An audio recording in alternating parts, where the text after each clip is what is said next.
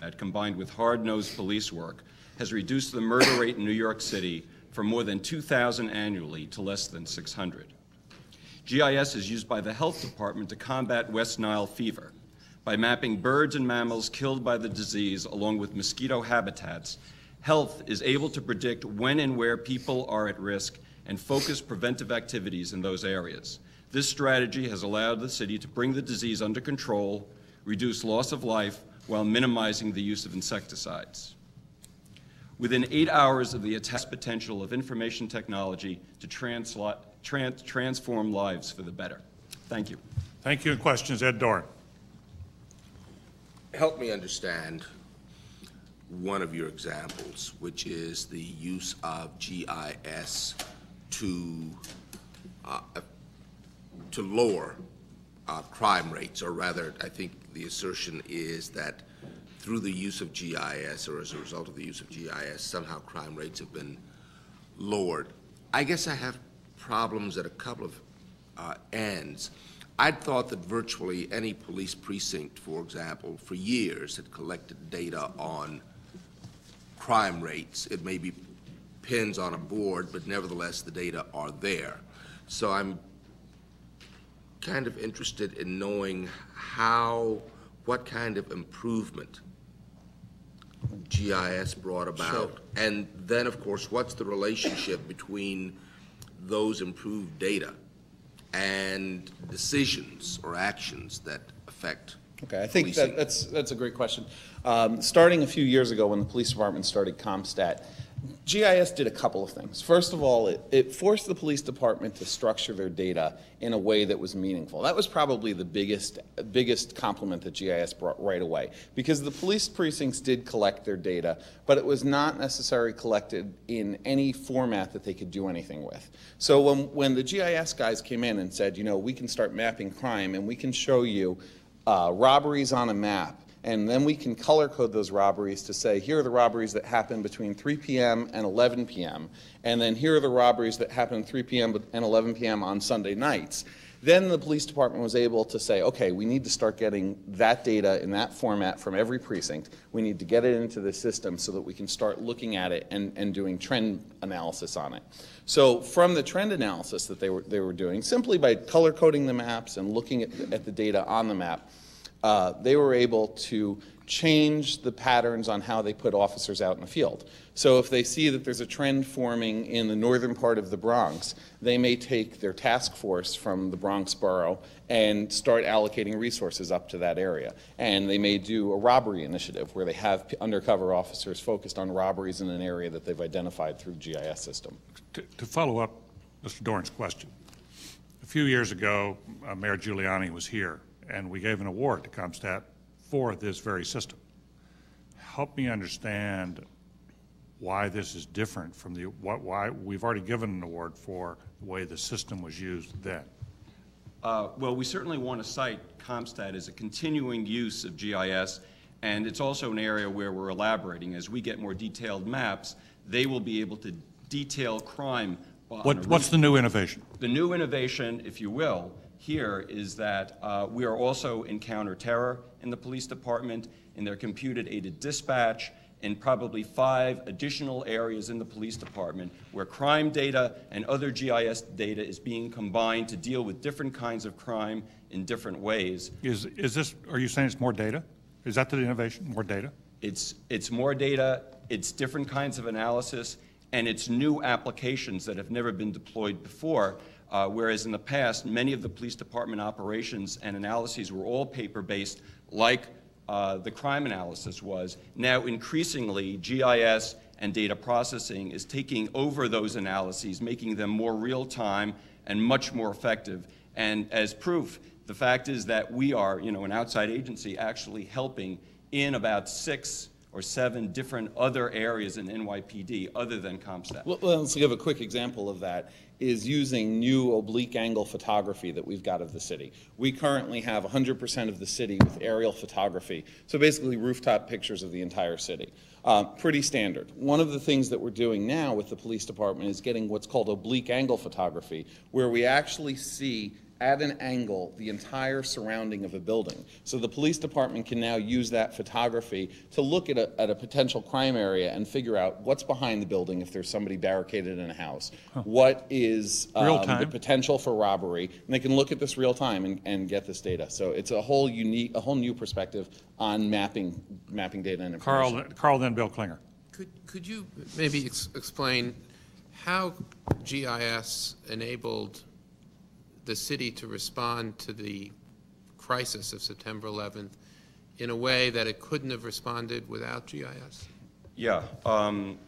When that emergency hit, we were besieged by responder requests for information of what's on the site, what was on the site, what's there now, where are the different facilities being set up, where is the debris going to be hauled, where are the bodies, where might there be pockets of survivors. The questions started to come in by the dozens, and it required an information response. If we did not have a base map, and if we did not have organized dozens and dozens of layers of information that we could leverage together, combine, map, and analyze, we could never have responded to the deluge of questions that were being asked. There's actually a story that illustrates that point.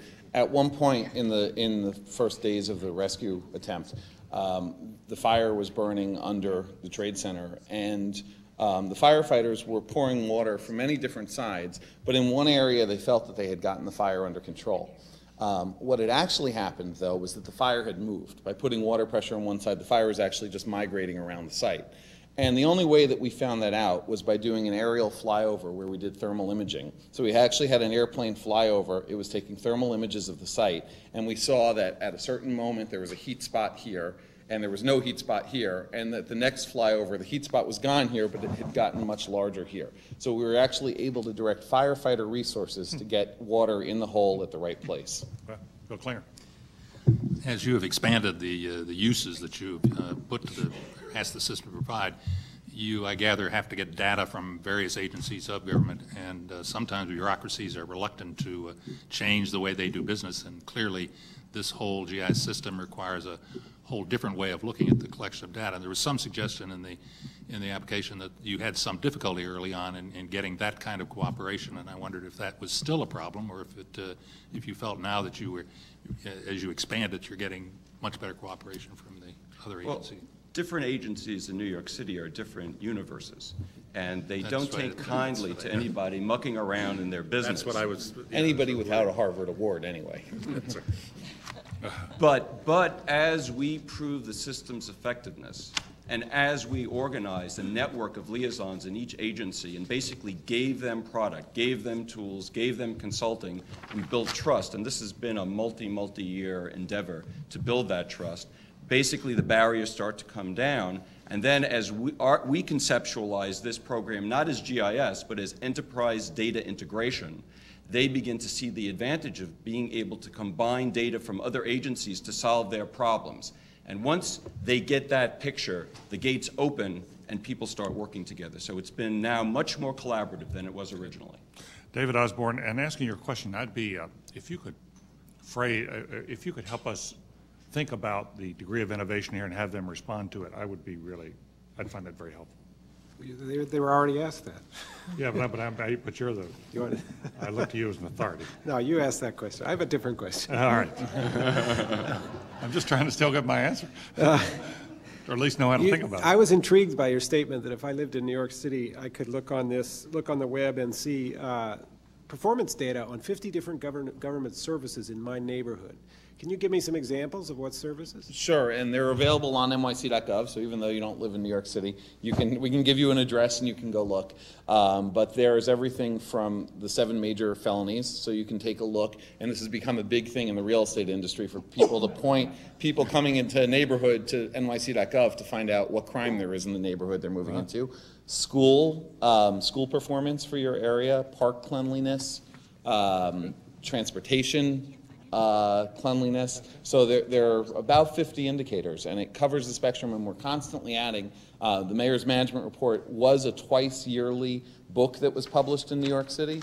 With 311 and the web, we're now trying to make it real time. So that right now that data is still every 6 months that gets put up there. But as we start taking 311 information, we're going to get real-time data so that you can look and find out today how many murders are there in my neighborhood, or how clean are my parks. And again, the GIS, the mapping portion of it, makes it easier to understand for everybody. It's a very intuitive tool for communicating information as opposed to a thick book with reams of statistics. So it's really something that you don't need any training. As long as you can get on, you can understand what's being presented. You have a follow-up, Dave? No, ask your question. Susan Golding. I hope the chair will allow me to ask this question. It does not go necessarily to the innovation that you addressed, but I am curious because yours is the first where I saw the question of security mentioned. As we go into GIS systems, I know in San Diego we had one of the first ones where you could just look right down underneath the street and know everything that was there. But, and I know there's a site called EarthView that the U.S. government used for Iraq. And as we found out, all of this information is on the web, is available to citizens, which is a good thing. It's also available for everyone else. And I noted that you made a comment about that. So as we get into more innovative uses of GIS, I have to ask David, I mean, particularly because you're New York, what have you done in this system? Well, in after September 11th, we actually had that problem in a few cases, GIS being one of them, the web being the other. We actually had diagrams for bridges up on nyc.gov. So we went through our whole website and our GIS program and started removing some information. So we took down the bridge drawings from the website, not something we wanted people to get through us. GIS, we took down the aerial photography.